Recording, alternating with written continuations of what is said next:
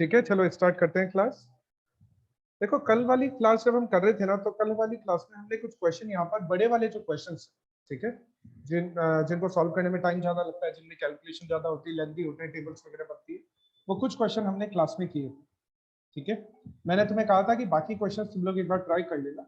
अगर तुमने ट्राई किए हैं क्वेश्चंस और कोई क्वेश्चन तुम्हें समझ में नहीं आया, कोई प्रॉब्लम लगी हो, तुम्हारा आंसर मैच नहीं हुआ हो, तो एक बार वो मेरे को बताओ, ताकि अपन उस क्वेश्चन को एक बार कंप्लीट करें।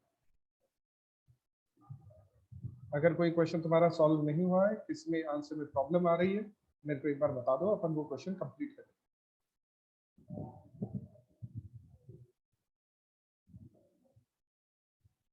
नहीं तो इसका मतलब या तो तुमने ट्राई किए नहीं, या तुमने ट्राई कर लिए हैं तो तुम्हारे सारे आंसर मैच है। ठीक है, तो फिर मेरी तरफ से सेंट्रल टेंडेंसी वाला चैप्टर कंप्लीट हो गया। जो अपना सेंट्रल टेंडेंसी वाला चैप्टर था वो कंप्लीट हो गया है। और ध्यान रखना, यहाँ पर जो एक्सरसाइज 1 और एक्सरसाइज 2, ये दोनों एक्सरसाइज है ना, ये ज्यादा इंपॉर्टेंट है रादर देन एक्सरसाइज 3। सेट सी जो है वो लेस, बहुत नहीं के बराबर, नेग्लिजिबल चांसेस है कि क्वेश्चन आएगा यहाँ से। ठीक है, क्वेश्चन आएगा एक्सरसाइज ए और बी में से, सेट ए और बी में से क्वेश्चन। चलो, तो हमारा सेंट्रल टेंडेंसी कंप्लीट हो गया है। ठीक है, अब सेंट्रल टेंडेंसी कंप्लीट हो गया, तो सेंट्रल टेंडेंसी के बाद सेकंड ऑर्डर, सेंट्रल टेंडेंसी अपना फर्स्ट ऑर्डर होता है। सेंट्रल टेंडेंसी अपना फर्स्ट ऑर्डर होता है। अब अपन स्टार्ट करेंगे सेकंड ऑर्डर। सेकंड ऑर्डर होता है, देखो मॉड्यूल वाले जो क्वेश्चन है ना, वो यहाँ पर भी है, तुम्हारे इस कंपाइलर में भी मॉड्यूल वाले ही क्वेश्चन। ठीक है, जैसे ये वाला क्वेश्चन मॉड्यूल में था, 32 यहाँ पर जो दिया हुआ है, 31 भी क्वेश्चन मॉड्यूल में था। ठीक है, अपने इंस्टीट्यूट वाले मॉड्यूल में था, 27, 28, ये वाले सारे क्वेश्चन है ना मॉड्यूल में है। तो हमने मॉड्यूल वाले क्वेश्चन ऑलरेडी कर लिए। जैसे ये वाला क्वेश्चन था 500 700 वाला क्वेश्चन था, 583.33 आंसर आ रहा था। तो यहाँ पर भी अपने सारे क्वेश्चन कंप्लीट हो गए। मॉड्यूल वाले क्वेश्चंस यहाँ पर मिलते जुलते ही क्वेश्चंस है, तो तुम अगर एक बार प्रैक्टिस करना चाहो तो इन क्वेश्चंस की प्रैक्टिस कर लेना, इन क्वेश्चंस के आंसर वगैरह भी यहाँ पर। चलो, अब हम स्टार्ट करेंगे हमारा next chapter, central dispersion. Central tendency first order of average होता है। सेंट्रल टेंडेंसी जो होता है वो फर्स्ट ऑर्डर ऑफ एवरेज होता है, और डिस्पर्जन जो होता है उसको हम बोलते हैं सेकंड ऑर्डर ऑफ एवरेज। देखो तुम्हारे को जो इंस्टीट्यूट की तरफ से मॉड्यूल मिला है उसमें काफी सारे क्वेश्चन है। ठीक है, तो तुम उनको बैठ के करते रहना, और ऑलमोस्ट हमने सारे क्वेश्चंस पढ़ लिए, ऑलमोस्ट सारे क्वेश्चंस हो गए। ठीक है, नेक्स्ट है मेजरमेंट ऑफ डिस्पर्जन। अच्छा, डिस्पर्जन क्या होता है? देखो होना क्या चाहिए कि सेंट्रल टेंडेंसी की जो वैल्यू होती है वो सेंटर में आनी चाहिए, क्योंकि उसका नाम ही सेंट्रल टेंडेंसी। सेंट्रल टेंडेंसी की वैल्यू सेंटर में आनी चाहिए। अब सेंट्रल टेंडेंसी की जो वैल्यू होती है ना, वो पूरे के पूरे जितनी भी सीरीज है उन सब सीरीज में सारी वैल्यू से डेविएट करती है। मैं एग्जांपल देके समझाऊं। मान लो एक सीरीज है 1 2 3 4, इस सीरीज का एक्स बार कितना हुआ? एक्स बार हुआ 2.5। ये सेंट्रल टेंडेंसी की वैल्यू है, एक्स बार है 2.5। ठीक है, अब इस सीरीज की फर्स्ट वैल्यू अपने सेंट्रल टेंडेंसी की वैल्यू से कितना फर्स्ट वैल्यू, इस सीरीज की जो फर्स्ट वैल्यू, दोबारा से सुन लो, हमने एक क्वेश्चन लिया 1 2 3 4 एक सीरीज ली, और उसका हमने एक्स बार कैलकुलेट कर लिया। अब ये डिस्पर्जन क्या होता है, डिस्पर्जन की डेफिनेशन समझा।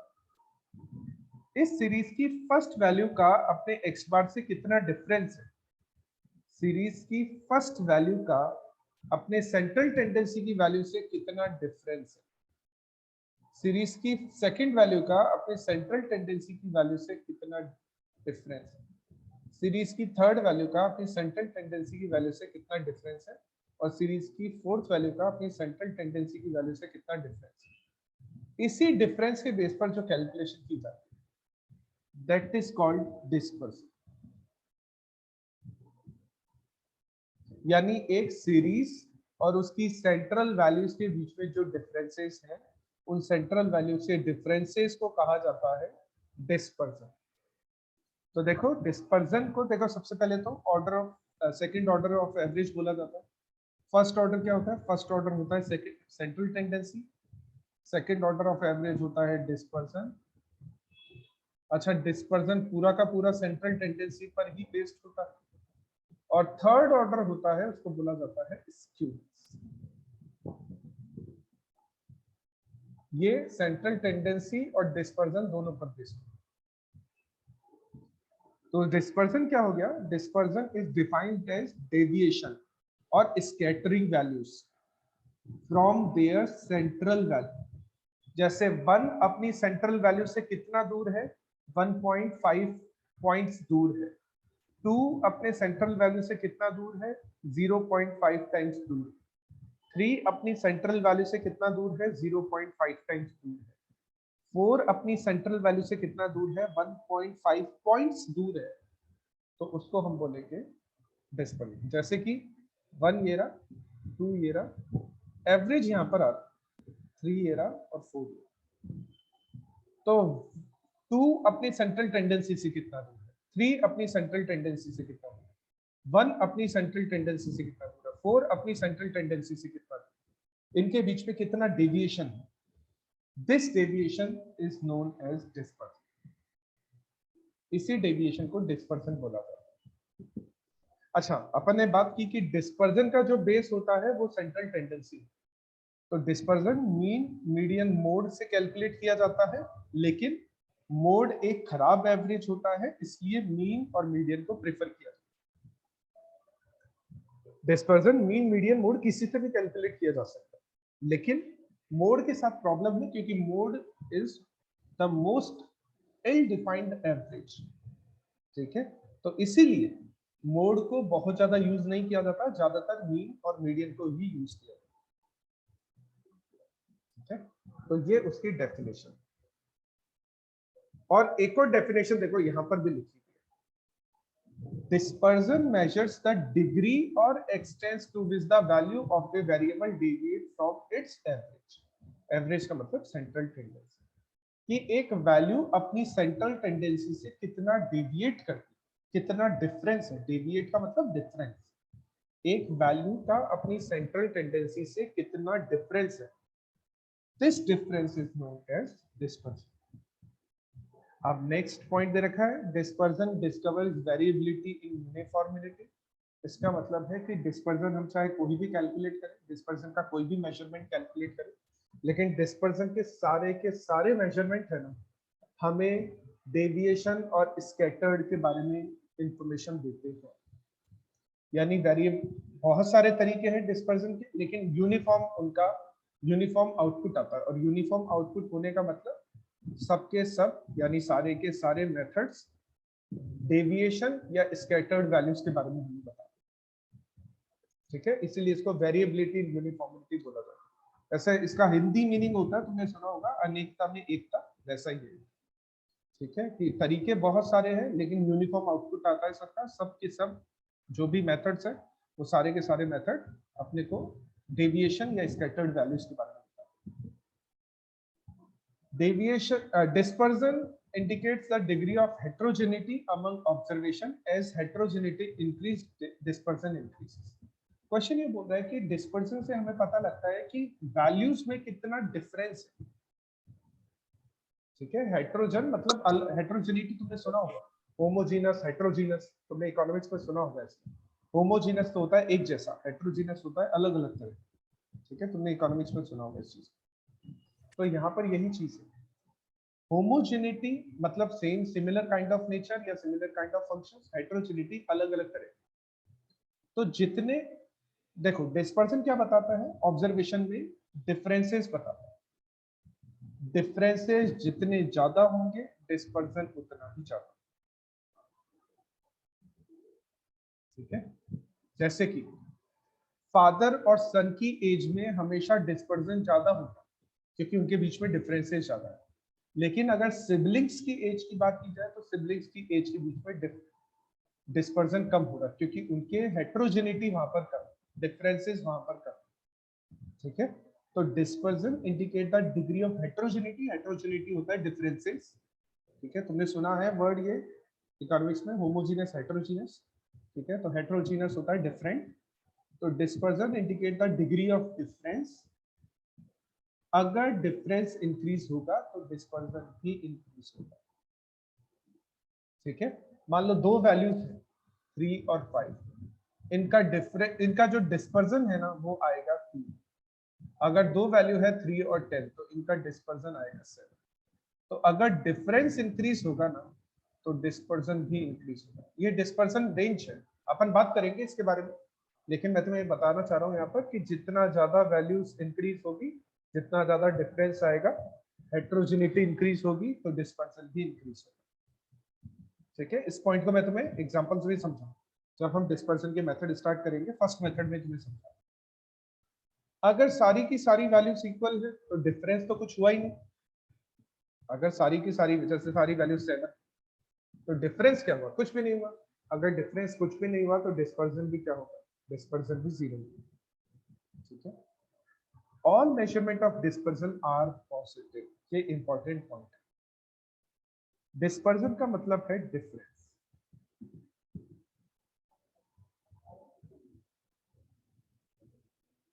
मेरे फादर और मेरी एज में 23 इयर्स का डिफरेंस है। ठीक है, मेरे फादर और मेरी एज में 23 ईयर का डिफरेंस है। तो मुझ में और मेरे फादर में भी 23 ईयर का डिफरेंस होगा। मैं ऐसा नहीं बोलूंगा ना प्लस 23 ईयर का डिफरेंस है या माइनस 23 ईयर का डिफरेंस है। मेरे फादर और मेरी एज में 23 ईयर का डिफरेंस है। तो मेरी एज और मेरे फादर की एज में 23 ईयर का डिफरेंस है। एक ही बात, समझना मैं क्या, मेरे फादर और मेरी एज में 23 ईयर का डिफरेंस, तो मेरी एज और मेरे फादर की एज में भी 23 ईयर का डिफरेंस है। ना कोई पॉजिटिव साइन यूज करेंगे ना कोई नेगेटिव साइन यूज करेंगे, क्योंकि हम टर्म यूज कर रहे हैं डिफरेंस। ठीक है, तो डिफरेंस का मतलब हमेशा आंसर जो आने वाला है ना वो पॉजिटिव ही आने वाला है। जैसे ऐसा समझो, पहले मान लो कि पोटैटो की प्राइस की बात करें। पोटैटो पहले है ना 20 रुपीज पर केजी मिलती थी, आज वो 15 रुपीज पर केजी। तो डिफरेंस कितना हुआ? डिफरेंस हुआ 5। पोटैटो पहले 20 रुपीज पर केजी मिलते थे, आज 27 रुपीज पर केजी। तो डिफरेंस हुआ 7 का। डजंट मैटर कि पॉजिटिव, डजंट मैटर कि वैल्यू इंक्रीज हुई या वैल्यू डिक्रीज, डिफरेंस हमेशा पॉजिटिव आएगा। इसी वजह से डिस्पर्जन के सारे मेजरमेंट है ना हमेशा पॉजिटिव आते हैं, हमेशा पॉजिटिव आते हैं डिस्पर्जन के साथ। अच्छा, ये वाला पॉइंट है ना, ये वाला पॉइंट मैं तुम्हें बाद में समझा, ये वाला पॉइंट बाद में समझाऊंगा, क्योंकि यहाँ पर मुझे तुम्हें ओरिजन और स्केल का मतलब तुम्हें पता है। ओरिजन का मतलब होता है प्लस माइनस करना, स्केल का मतलब होता है मल्टीप्लाई डिवाइड करना।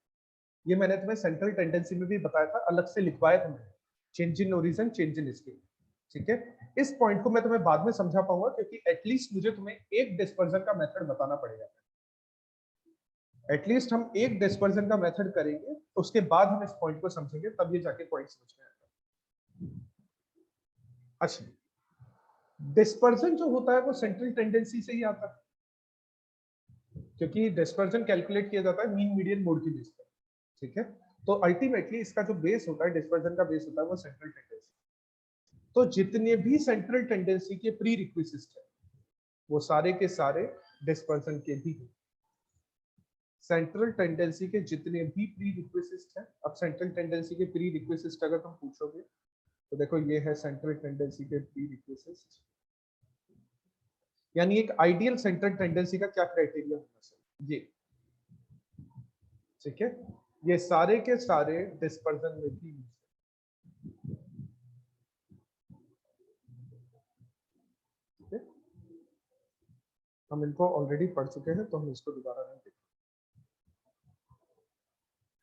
अच्छा देखो, ये पॉइंट यहाँ पर ये बोल रहा है, वैसे इस पॉइंट की कोई रिक्वायरमेंट नहीं है, लेकिन पॉइंट ये बोल रहा है कि अगर दो वैल्यूज की सेंट्रल, यानी है ना कि अगर दो या दो से ज्यादा वैल्यूज के बीच में अगर सेंट्रल टेंडेंसी सेम आ रही है तो उनका डिस्पर्जन भी सेम हो सकता है ना, ऐसा कुछ जरूरी नहीं। सेंट्रल टेंडेंसी अलग अलग है लेकिन दोनों का डिस्पर्जन सेम हो सकता है।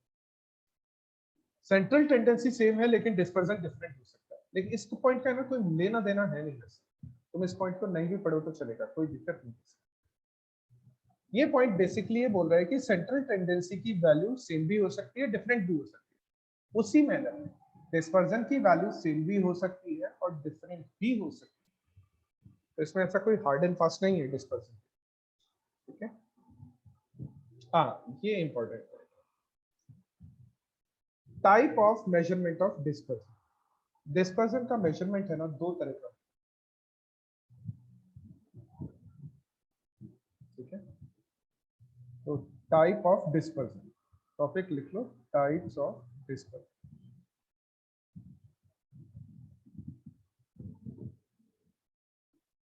डिस्पर्सन दो तरह का होता है। पहला होता है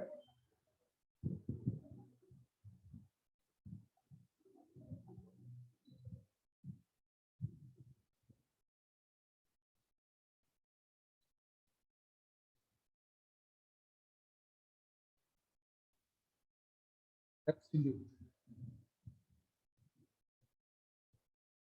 फर्स्ट होता है एब्सोल्यूट।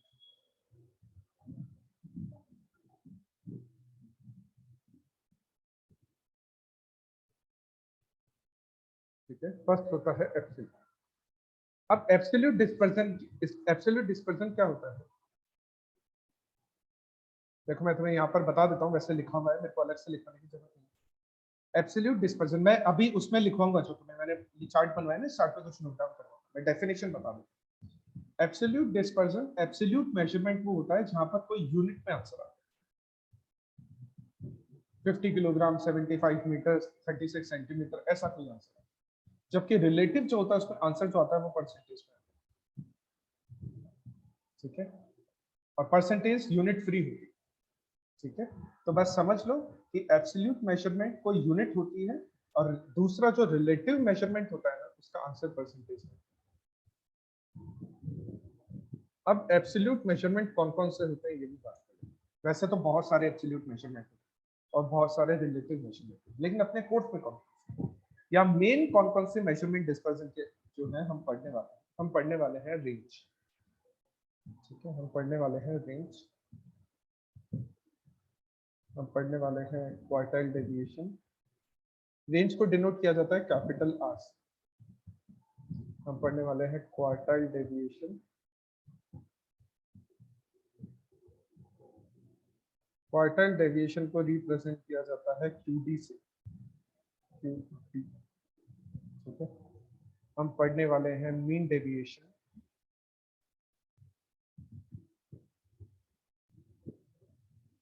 मीन डेविएशन को रिप्रेजेंट किया जाता है एमडी से, या फिर इसको है ना डेल्टा। देखो डेल्टा कैसे बनाना है ये समझो, ऐसे एस बनाओगे और ये जो एस का टेल है ना वो यहाँ पर लाकर मर्ज कर, डेल्टा से भी रिप्रेजेंट किया जाता है। कुछ नहीं है, देखो मीन डेविएशन का साइन दोबारा बता देता हूँ, एस एस है और ये जो एस की टेल है वो यहाँ पर आकर मर्ज हो जाए। ठीक है, यानी 8 बनने वाला है, लेकिन ये वाली लाइन नहीं है 8। ठीक है, मीन डेविएशन, इस साइन को डेल्टा बोलते हैं, डेल्टा। ठीक है, ये वाला जो साइन है ना इसको डेल्टा बोलते हैं। फिर हम पढ़ेंगे स्टैंडर्ड डेविएशन।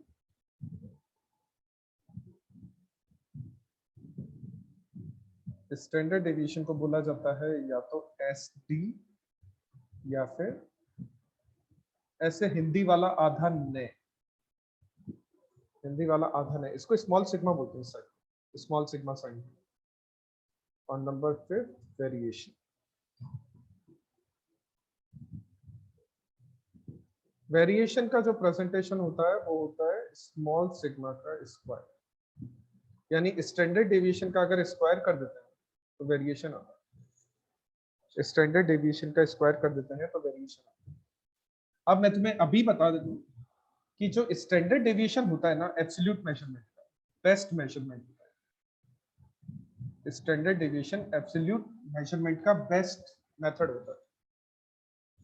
ठीक है, तो ये तो हो गए अपने सारे एब्सोल्यूट। अब बात कर लेते हैं रिलेटिव। तो रिलेटिव मेजरमेंट कौन कौन से होते हैं? जितने भी एब्सोल्यूट मेजरमेंट होते हैं, अगर उनका कोएफिशिएंट कर दिया जाए,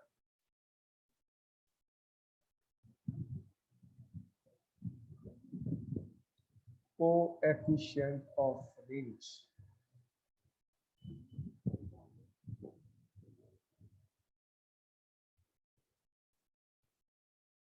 coefficient of quartile deviation.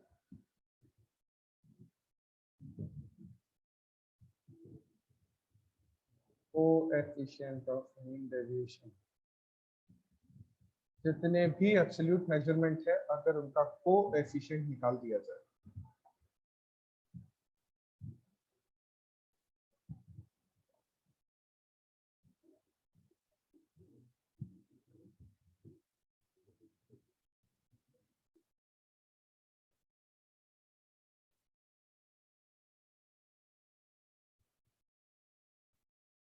अगर उनका कोएफिशिएंट निकाल दिया जाए तो वो कहलाएंगे रिलेटिव मेजरमेंट। और इनमें बेस्ट होता है ये लास्ट वाला जो मेथड होता है ना, इसको सीवी बोलते हैं, सीवी, कोएफिशिएंट ऑफ वेरिएशन। ये यहाँ पर बेस्ट मेजरमेंट। तो एब्सोल्यूट मेजरमेंट में स्टैंडर्ड डिवीजन बेस्ट होता है और रिलेटिव मेजरमेंट में CV best. Absolute measurement standard division best और रिलेटिव मेजरमेंट सीवी बेस्ट। ठीक है, एक बार इतना नोट डाउन करो।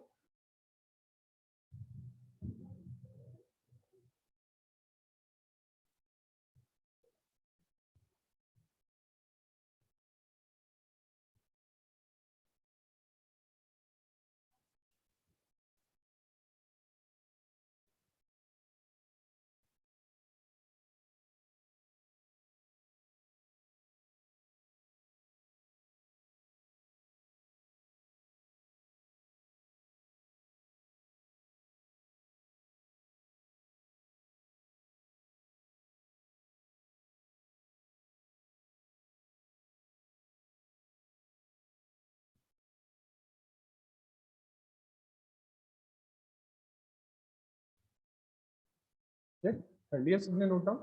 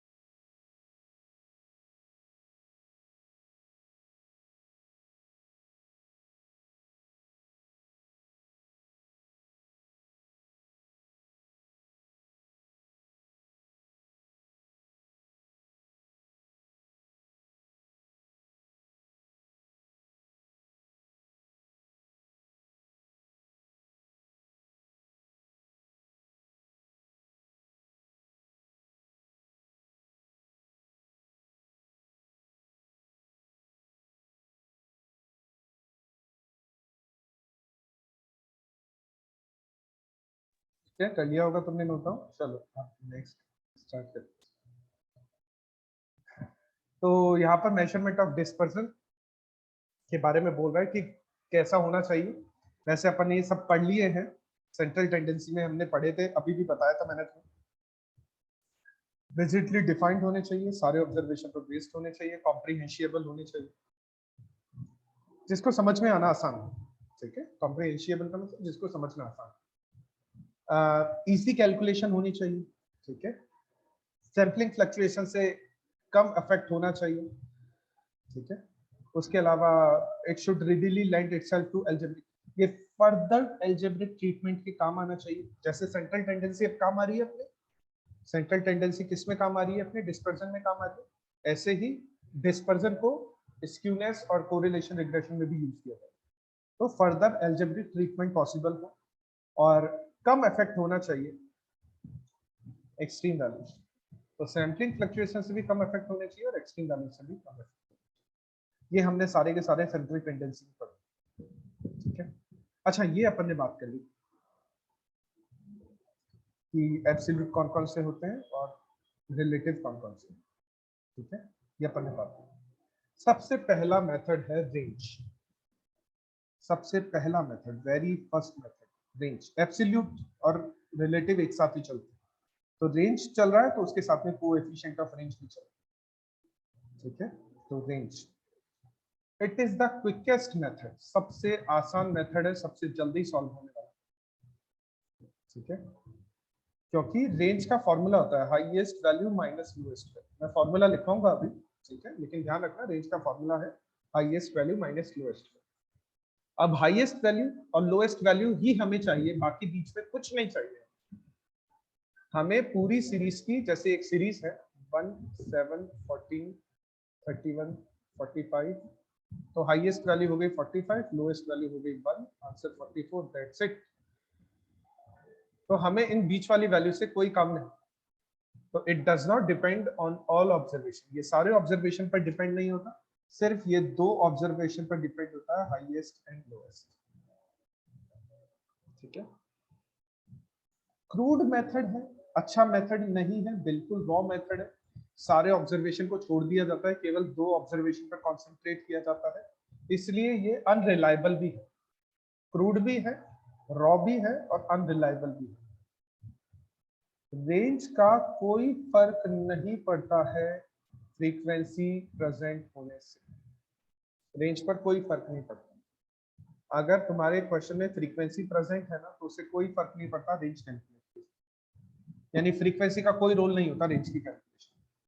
और ये वाला पॉइंट मैंने तुम्हें बताया, इस वाले पॉइंट में तुम्हें समझा कि ओरिजिन से तो चेंज नहीं होता, लेकिन स्केल से चेंज हो जाता है। तो इस पॉइंट को समझने के लिए ना कुछ क्वेश्चन हमें रेंज के करने पड़ेंगे। तो रेंज के क्वेश्चन स्टार्ट करने से पहले कुछ क्वेश्चन हमें, एक दो क्वेश्चन रेंज के करने पड़ेंगे, समझना पड़ेगा। तो रेंज के क्वेश्चन स्टार्ट करने से पहले फॉर्मूले लिखो। रेंज का फॉर्मूला होता है highest value minus lowest value. H का मतलब हाईएस्ट वैल्यू होता है,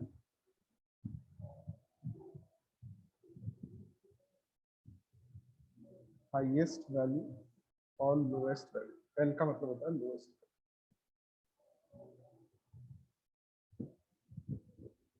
ये तो फॉर्मूला हो गया रेंज का।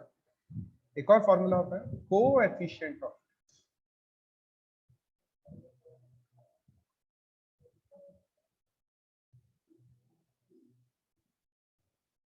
कोएफिशिएंट ऑफ रेंज का फॉर्मूला होता है highest minus lowest divided by highest plus,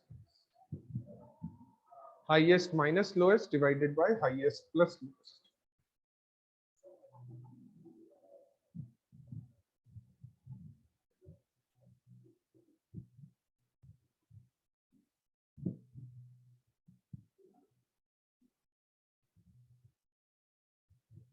highest minus lowest divided by highest plus plus lowest.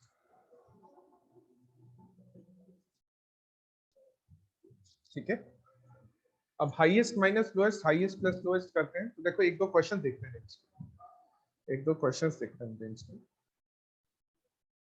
अभी तो फिलहाल अपन एक बार कंपाइलर्स तुम्हारे जो मॉड्यूल किया हुआ है उसी से देखें। जैसे देखो क्वेश्चन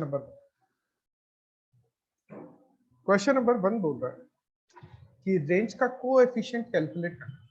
तो कोएफिशिएंट का फॉर्मूला होता है highest minus lowest divided by highest. अच्छा, इस पूरे ऑब्जर्वेशन में हाईएस्ट वैल्यू कौन सी है? हाईएस्ट वैल्यू है 90। लोएस्ट वैल्यू कौन सी है? लोएस्ट वैल्यू है 60। तो 90 माइनस 60 डिवाइडेड बाय 90 प्लस 60, तो ऊपर हो जाएगा 30, डिनोमिनेटर में आ जाएगा 150, 1/5 हो जाएगा। 1/5 करेंगे तो 0.2, और 0.2 को अगर परसेंटेज में करेंगे कन्वर्ट तो 20, आंसर वुड बी 20। सॉरी, ₹20 नहीं, आंसर इज 20।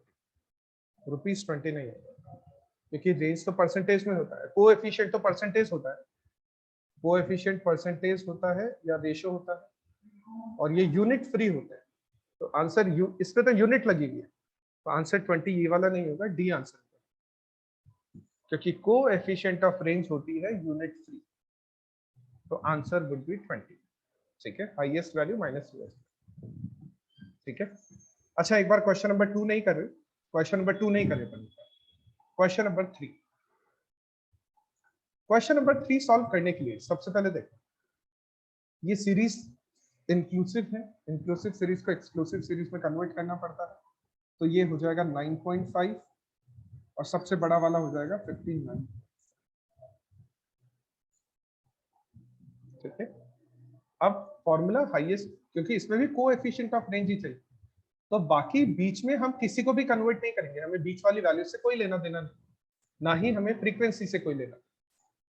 ना ही हमारे बीच वाली वैल्यू कोई काम आएगी, ना ही हमारे फ्रीक्वेंसी कोई काम आएगी, हमारे केवल दो ही वैल्यू काम आने वाली, हाईएस्ट और लोएस्ट। तो हाईएस्ट माइनस लोएस्ट करेंगे divided by highest plus lowest करेंगे,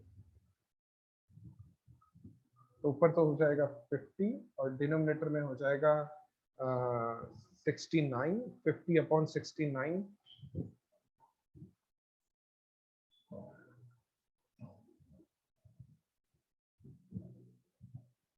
50 अपॉन 69 परसेंटेज में करेंगे ना तो 72.46%, 72.46 आंसर आ जाएगा। ठीक है, 72.46 देखो ये आंसर आ रहा है, और इसको परसेंटेज में करेंगे तो इनटू 100 करना पड़ेगा, तो 72.4637 आंसर। तो रेंज कैलकुलेट करना आसान है, हाईएस्ट वैल्यू में से लोएस्ट वैल्यू को माइनस करना है, दैट्स इट। ठीक है, बस फ्रीक्वेंसी का कोई यूज नहीं, ध्यान रखना, कोई काम में नहीं आने वाली फ्रीक्वेंसी, और साथ में जो इंक्लूसिव सीरीज है ना उसको एक्सक्लूसिव में कन्वर्ट करना। ठीक है, यहां तक कोई दिक्कत नहीं होनी चाहिए। अब समझना आगे नेक्स्ट पॉइंट, जो मैं तुम्हें वो समझाने वाला था, ओरिजिन और स्केल। अब देखो एक रैंडम सीरीज ले लेते हैं, रैंडम सीरीज, एक सीरीज है 5 7 80, 5 7 80 नहीं ले, इसको 7 14,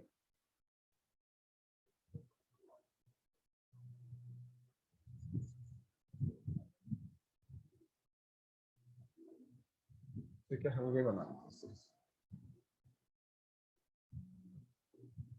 अब हम कहते हैं कि इस सीरीज का रेंज फाइंड आउट,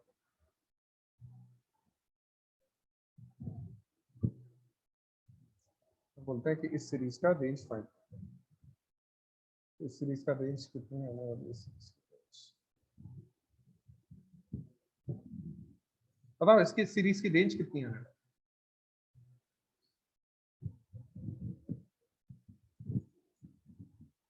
रेंज कितनी आने वाली है series, 21 highest minus lowest, range आ गई 20। ठीक है, हाईएस्ट माइनस लोएस्ट करेंगे, रेंज आ जाएगी, रेंज आ जाएगी 21। अब आगे क्या करना है, अगर मैं पूरी सीरीज में 5 ऐड कर दूं, अगर मैं पूरी सीरीज में 5 ऐड कर दूं तो सीरीज तो चेंज हो जाएगी। अगर मैं पूरी सीरीज में 5 ऐड कर देता हूं तो सीरीज चेंज, ठीक है, क्या चेंज हो जाएगा सीरीज में, सीरीज चेंज होकर हो जाएगी 12 19 26 और 33। रेंज कितनी आएगी इस क्वेश्चन, 20। अगर हमने सीरीज में कोई कांस्टेंट वैल्यू ऐड कर दी तो क्या उससे रेंज चेंज हुई, नहीं। अगर हम सीरीज में कोई कांस्टेंट वैल्यू ऐड कर देते हैं तो रेंज चेंज नहीं होती है। ठीक है, अच्छा मान लो हम पूरी सीरीज में से 3 माइनस करें, तो ये हो जाएगा 4, ये हो जाएगा 11, ये हो जाएगा 18 और ये हो जाएगा 25। अब रेंज कितना आ रहा है, अब भी रेंज आ रहा है 20। यानी अगर हम किसी कांस्टेंट वैल्यू को ऐड कर रहे हैं या लेस कर रहे हैं तो रेंज चेंज नहीं। कोई भी कांस्टेंट वैल्यू ऐड की जाती है या लेस की जाती है तो इसको बोला जाता है चेंज इन ओरिजिन, इसको बोला जाता है चेंज इन ओरिजिन। ओरिजिन में अगर हमने चेंज किया ना, अगर हमने ओरिजिन को चेंज किया तो हमारे डिस्पर्जन की वैल्यू में कोई चेंजेस नहीं। अगर हमने ओरिजिन को चेंज कर दिया तो हमारी डिस्पर्जन की वैल्यू चेंज नहीं हुई, यानी डिस्पर्जन जो है ना यहाँ पर इंडिपेंडेंट होता है।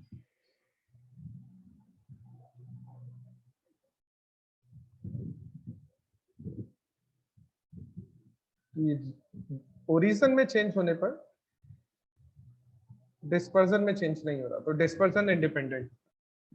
अच्छा, अब हम सारी की सारी सीरीज को, यानी सारी की सारी सीरीज की सारी वैल्यूज को 2 से मल्टीप्लाई करते हैं। हम सीरीज की सारी वैल्यूज को 2 से मल्टीप्लाई करते हैं, तो ये हो जाएगा 14, 28,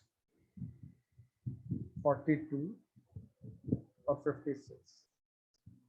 और रेंज तुम ऑब्जर्व करो, रेंज कितनी हो जाएगी, हाईएस्ट माइनस लोएस्ट करोगे तो 40।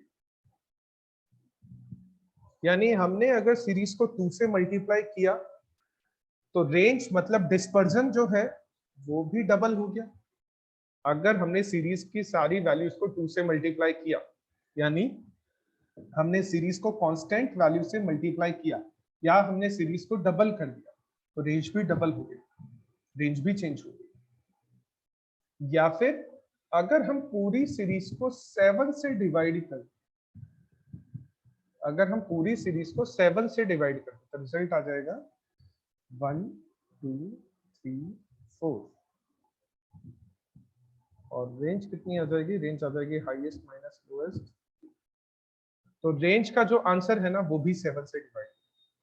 देखो रेंज का आंसर जो है वो 2 से मल्टीप्लाई हो गया, और रेंज का जो आंसर है ओरिजिनल आंसर वो 7 से डिवाइड हो गया। तो इसका मतलब कि अगर हम सीरीज को किसी भी कांस्टेंट वैल्यू से मल्टीप्लाई या डिवाइड करते हैं तो इसको कहा जाता है change in scale.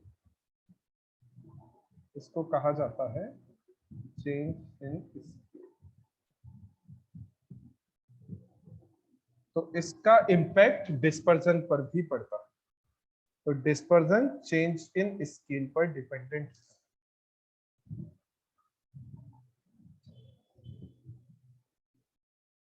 Dispersion change in scale पर डिपेंडेंट होता है।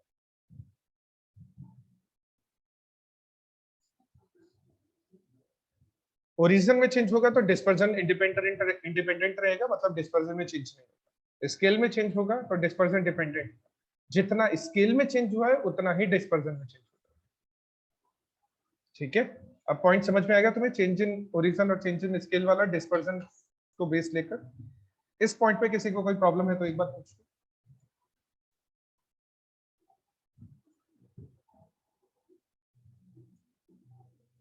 ठीक है, फिर एक बार नोट डाउन कर लो इसको।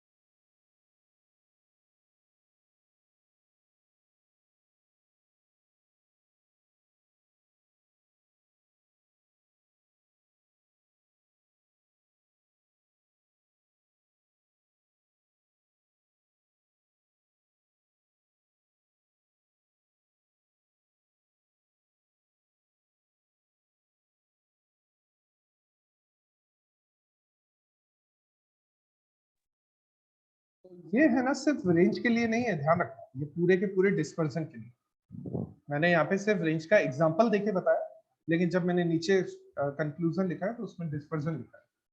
तो ये सिर्फ रेंज के लिए नहीं है, ये डिस्पर्जन के लिए, कि चेंज इन ओरिजिन से इंडिपेंडेंट होता है, चेंज इन स्केल पर डिपेंडेंट होता है।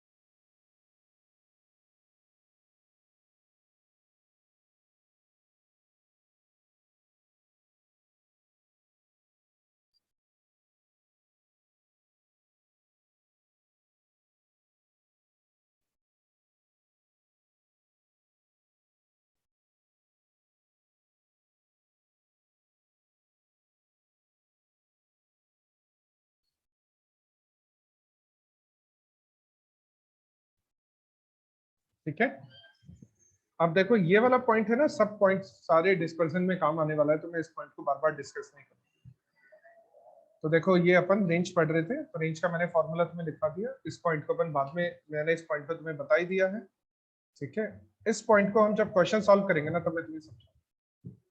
तो डिस्पर्जन में अब जब भी हम कोई टॉपिक पढ़ेंगे तो इन दो पॉइंट्स को हम डिस्कस नहीं करेंगे। हम ये वाला पॉइंट तो ऑलरेडी डिस्कस कर चुके हैं कि independent on origin, change of origin और डिपेंडेंट ऑन चेंज ऑफ एक्सटेल क्या होता है। तो इस पॉइंट को हम डिस्कस कर चुके हैं और इस वाले पॉइंट को हम बाद में डिस्कस करेंगे जब हम क्वेश्चन सॉल्व करेंगे। तो ये हो गया अपना रेंज। नेक्स्ट है क्वार्टाइल डेविएशन। क्वार्टाइल डेविएशन को सेमी इंटर क्वार्टाइल रेंज भी बोला।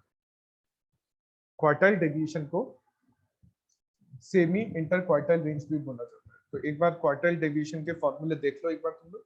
जैसे रेंज का फॉर्मूला मैंने तुम्हें यहाँ पे बता दिया। क्वार्टाइल डेविएशन, तो देखो क्वार्टाइल डेविएशन का सबसे पहला जो फॉर्मूला होता है वो होता है क्वार्टाइल रेंज। क्वार्टाइल डेविएशन का जो सबसे पहला फॉर्मूला स्टार्ट होता है वो क्वार्टाइल रेंज से स्टार्ट होता है। अच्छा, क्वार्टाइल्स की रेंज है ना, तो क्वार्टाइल में हाईएस्ट क्या होता है Q3 और लोएस्ट क्या होता है Q1। ये क्वार्टाइल रेंज है। दूसरा फॉर्मूला चलता है, ये तो पहला फॉर्मूला है, दूसरा फॉर्मूला चलता है सेमी इंटर क्वार्टाइल रेंज।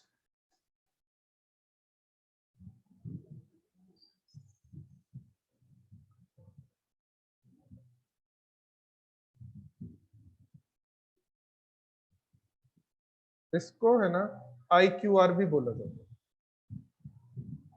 और यही क्वार्टाइल डेविएशन भी बोला जाता है। इसी को क्वार्टाइल डेविएशन भी बोला जाता है।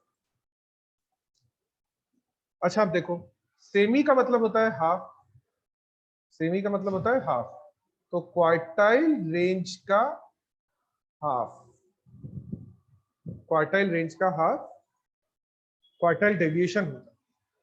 और थर्ड फॉर्मूला यहां पर चलेगा कोएफिशिएंट ऑफ क्वार्टाइल डेविएशन।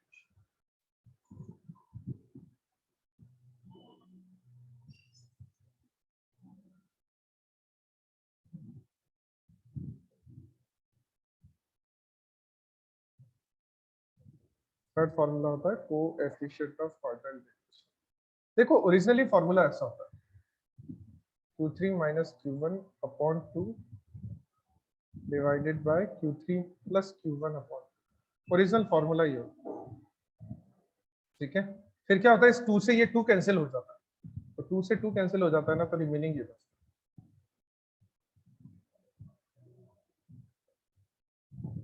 और क्वार्टाइल हमने डिटेल में पढ़े हैं सेंट्रल टेंडेंसी, सेंट्रल टेंडेंसी में हमने डिटेल में पढ़ा है क्वार्टाइल्स। तो एक बार ये भी नोट डाउन करें।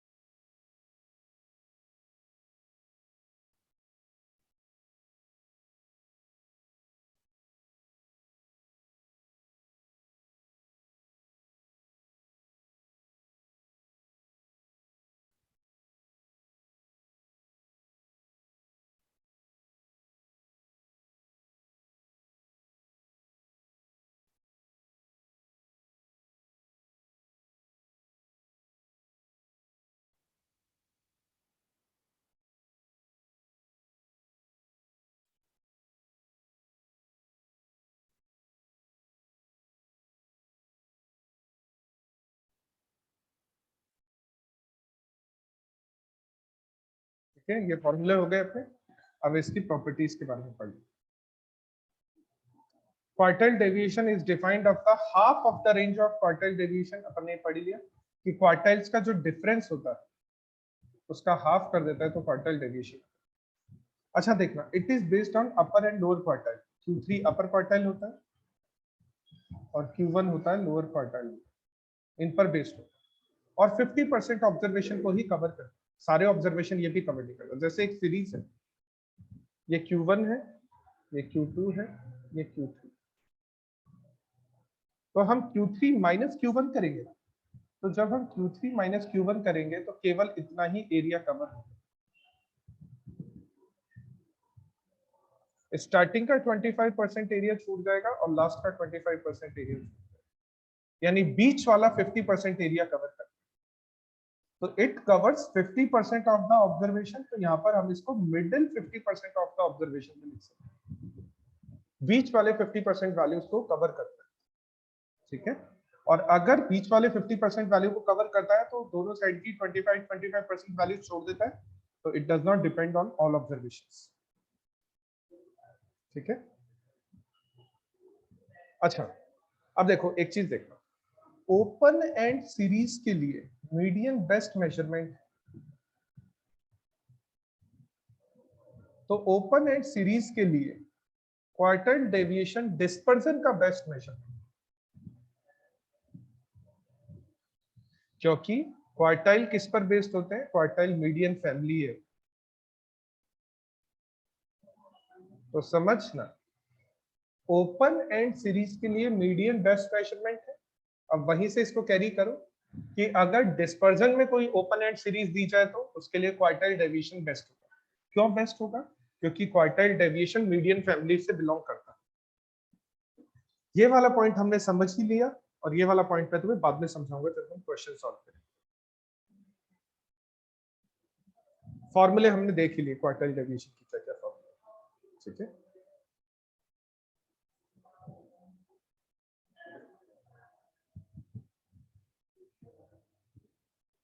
अच्छा, नेक्स्ट है मीन डेविएशन। तो मीन डेविएशन स्टार्ट करने से पहले उसके फॉर्मूले लिखो। मीन डेविएशन,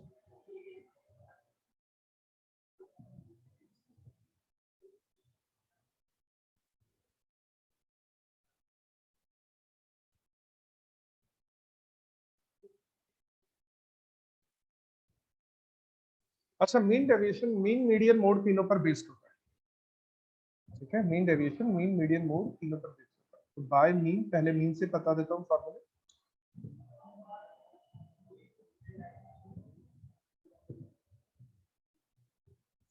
फिर मीडियन से बता देता हूँ, फिर मोड से, तीनों से बता देता हूँ। By mean, by median, bye,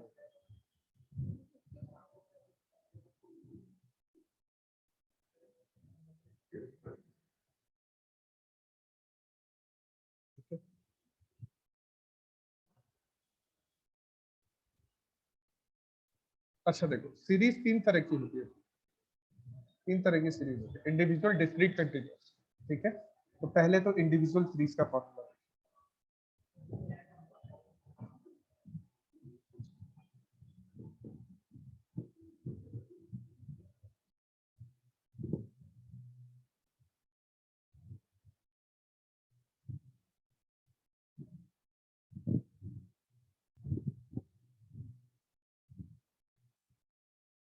ये इंडिविजुअल सीरीज का फॉर्मूला है। दूसरा तो फॉर्मूला होगा ना, वो डिस्क्रीट कंटीन्यूअस सीरीज दोनों का ही होगा।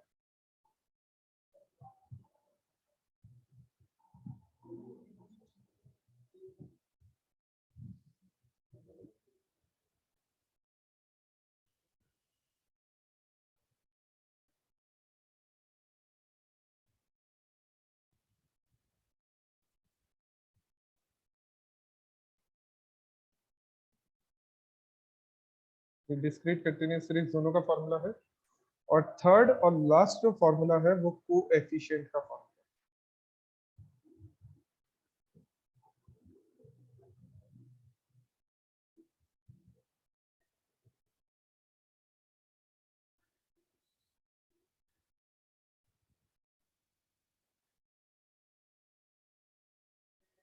तो ये तो मीन डेविएशन का बाय मीन है, ठीक है। अब बाय मीडियन भी कर देते हैं। तो मैं ना 1 2 3 बस लिखूंगा तो तुम समझ जाना, ठीक है। ये फर्स्ट वाला फॉर्मूला इंडिविजुअल सीरीज के लिए,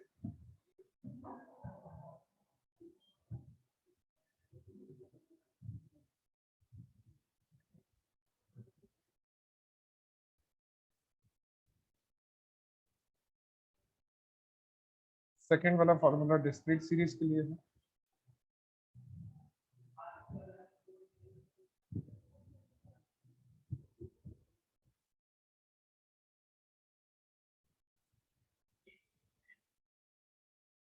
और थर्ड फॉर्मूला कोएफिशिएंट।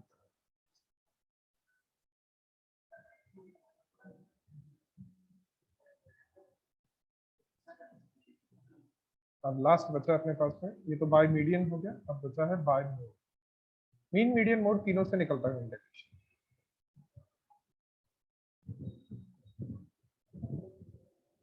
तो पहला फॉर्मूला तो इंडिविजुअल सीरीज के लिए है।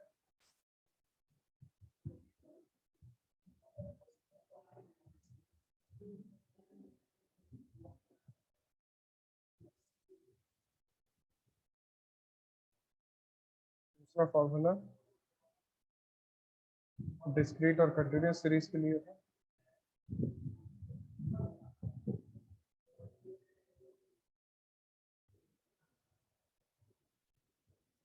ये दो जो बार लगा रहा हूं मैं यहाँ पर, ऐसे दो लाइन खींच रहा हूँ, ये मॉड्यूलस है, ये तुम्हें पता है, ठीक है।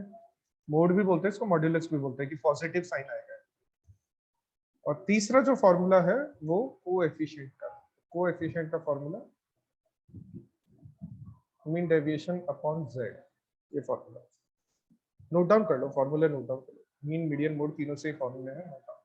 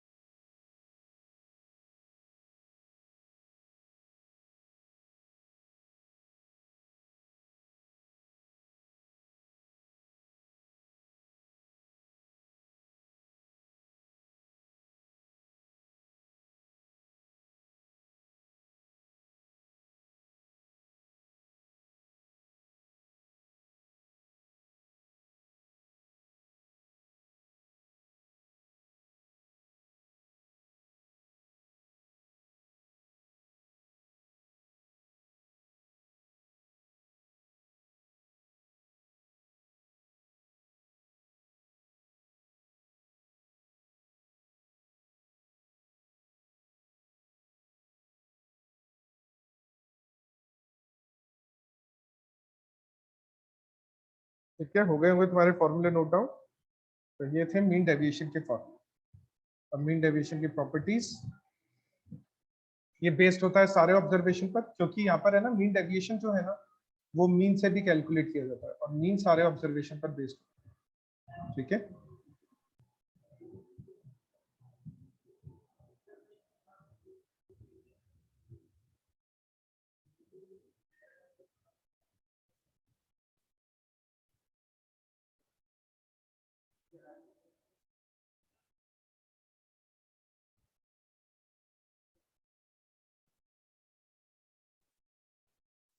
मीन सारे ऑब्जर्वेशन पर बेस्ड होता है।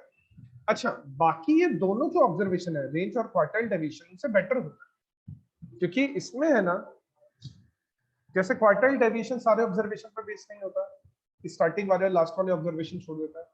रेंज तो सिर्फ दो ही ऑब्जर्वेशन पर बेस्ड होता है, तो इस वजह से है ना ये थोड़ा सा ज्यादा बेटर होता है रेंज और क्वार्टाइल डेविएशन।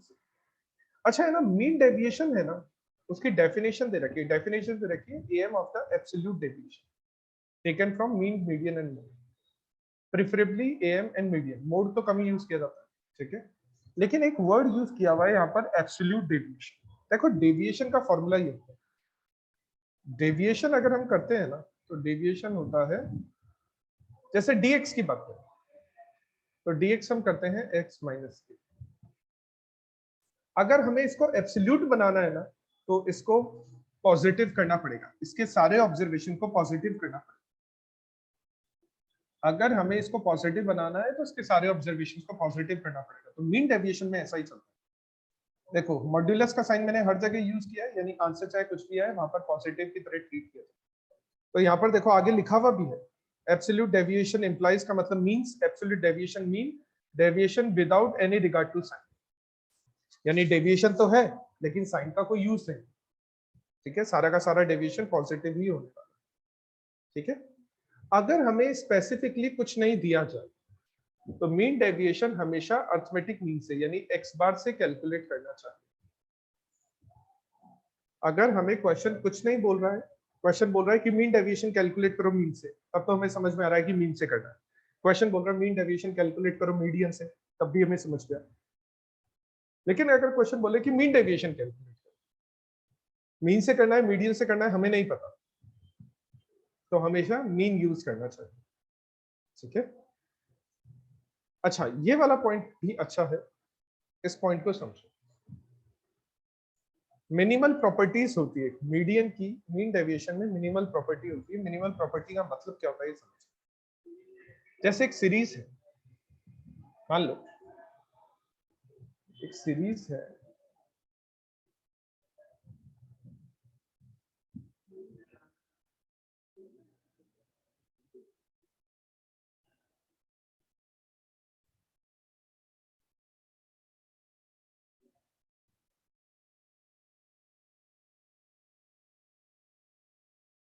एक मिनट रुको, देखो सीरीज को थोड़ा बहुत चेंज करना होगा,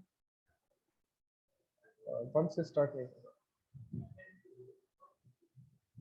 5 9 11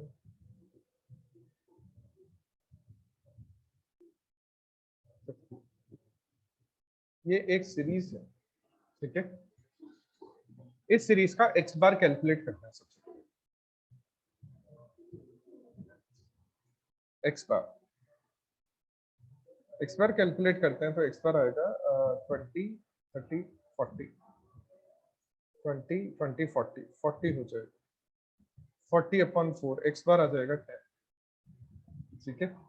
और इस चीज का मीडियन भी कैलकुलेट, अरे मीडियन भी कोइंसिडेंटली 10 ही आ रहा है, मीडियन भी 10 ही आ रहा है, तो हम इसको चेंज कर देते हैं थोड़ा सा, इसको 12 कर देते हैं और इसको 14 कर देते हैं। हाँ ठीक है। अब देखो एक्स बार तो 10 आ रहा है, लेकिन मीडियन आ रहा है, देखो मीडियन आता है दोनों नंबर्स के बीच में, बीच वाले दोनों नंबर्स का एवरेज, ठीक है। मीडियन आ जाएगा 21, 9 + 12/2, 21/2, मीडियन आ जाएगा 10.5। अब हम एब्सोल्यूट डेविएशन निकालते हैं, एब्सोल्यूट डेविएशन यानी x माइनस एक्स बार करते हैं लेकिन मॉड्यूलस के साथ, और एक बार हम x माइनस मीडियन करते हैं लेकिन मॉड्यूलस के साथ, ठीक है। तो x माइनस एक्स बार करेंगे तो 5 आएगा, x माइनस एक्स बार करेंगे तो 4 आएगा, x माइनस एक्स बार करेंगे तो 2 आएगा, x माइनस एक्स बार करेंगे तो सॉरी 4 नहीं आएगा, ये 1 आएगा ये, और ये आएगा 4। तो इसका टोटल कितना आ रहा है, 12 आ रहा है इसका। अगर यही एब्सोल्यूट डेविएशन मीडियन से कैलकुलेट किया तो देखो ये आ जाएगा माइनस, सॉरी प्लस ही करना है ना, देखो 4.5, ये आएगा 0.5, ये आएगा 1.5 और ये आएगा 3.5, टोटल हो गया 4 5 7 8 9 10। ध्यान रखना जब भी हम एब्सोल्यूट डेविएशन कैलकुलेट करते हैं, मैं प्रॉपर्टी बता रहा हूँ, जब भी हम एब्सोल्यूट डेविएशन कैलकुलेट करते हैं तो एब्सोल्यूट डेविएशन जो है ना वो मीडियन से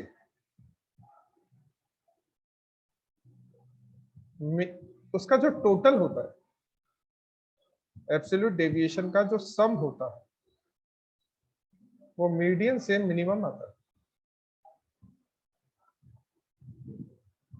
इसीलिए यहाँ पर मीडियन के साथ एक प्रॉपर्टी चलती है जिसको बोला जाता है मिनिमल प्रॉपर्टी।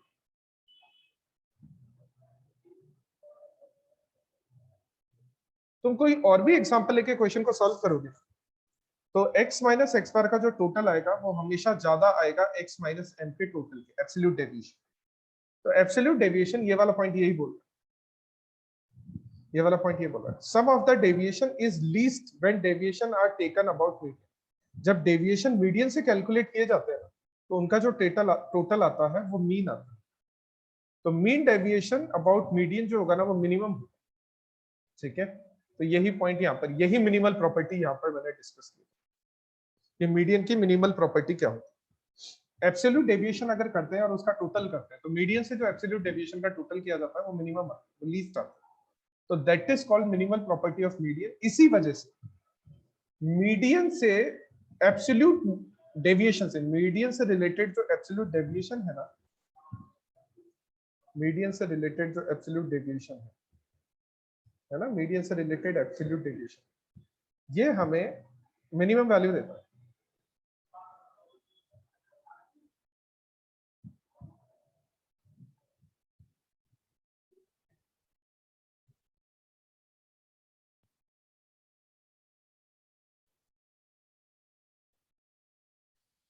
ठीक है, एक ये एग्जांपल नोट डाउन कर लो। एक ये एग्जांपल मैंने समझाने के लिए बनाया, इसको नोट डाउन कर लो ताकि तुम्हें याद रहे। ठीक है, और बस अपन आज इतना ही करेंगे। मीन डेविएशन अपन कंप्लीट कर लिया अपन ने। मीन डेविएशन की बाकी जो दो प्रॉपर्टी बची है ना, तो देखो ये प्रॉपर्टी मैं पहले ही समझा चुका हूँ, इस प्रॉपर्टी को हम बाद में डिस्कस करें। बाकी नीचे फॉर्मूले दिए ना, फॉर्मूले हम कर चुके। ठीक है, तो आज हम ये लास्ट कर रहे हैं। इस एग्जांपल को एक बार नोट डाउन कर लो और बस आज के लिए फिर इतना ही काफी।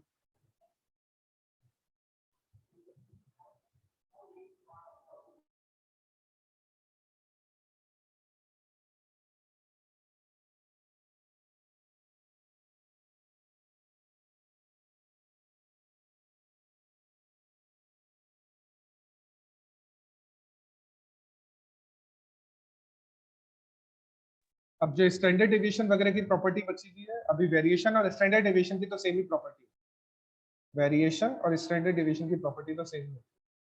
ठीक है, क्योंकि दोनों एक, बस वेरिएशन क्या होता है, स्टैंडर्ड डेविएशन का स्क्वायर होता है। तो दोनों की प्रॉपर्टी मैं तुम्हें कल से स्टार्ट करेंगे, हम कल से स्टार्ट करेंगे। आज के लिए इतना ही काफी है। ध्यान रखना तुम लोग।